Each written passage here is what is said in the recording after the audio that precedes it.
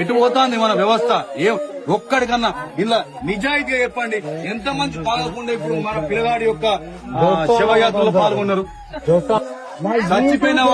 చచ్చిపోయిన పిల్లగాళ్ళు మన దోస్తులైతే, చచ్చిపోయిన పిల్లగాళ్ళు మన అన్నదమ్ములైతే, నిజంగా మనకు రేషం పౌరుషం ఉంటే, వాళ్ళ మీద ప్రేమ అభిమానం మనకు ఉంటే, వీళ్ళ సావైనా మనల్ని మార్చాలి. పొద్దుగాల 6 గంటలకు పోతారు, సత్తి పెట్టుకొని వేసుకొని సాయంత్రం 8 గంటలకు అక్కడ పొలంలో పూజకుంటున్నాం, మా పిల్లల కొరకు మా కడుపు కొరకు పోతారు. మేము తాగి ఇట్లా రోడ్ల పాటు మాకు ఇట్లా బాగా తీసుకోవాలి. మీ కొరకు మేము బతకన్నాం, మీ కొరకు మేము చావాలి. ఏం చెప్తాను, ఎటు పోతాను, మనం ఎటు అవుతాంది. ఈ రోజు ఏమైంది, దీనికి కారణం ఏంది అందరికీ తెలుసు. నిజంగా కనుక మీరు మన లోపల మానవత్వం ఉంటే, మన గుండెలు రాళ్లు కాకపోతే, మనం రాక్షసులు కాకపోతే, ఇప్పటికైనా అర్థం చేసుకుని జీవితంలో సాగుకు మించిన పెద్ద షాక్ ఉంటది. గంజాయి లాంటి పట్టుకొచ్చి ఇస్తా అంటే మనం దొరకట్లేదు.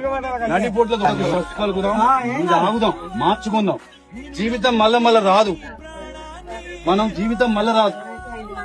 మన ఊరి పిల్లగాడు నిన్నటి దాకా మనతో ఈ టైం బతికున్నాడు, మన మధ్యలో. ఇవాళ మన దగ్గర 2 పిల్లలు లేరు. అరే అని చెప్పి భుజం మీద చేసుకుంటూ రోజు కలిసి చదువు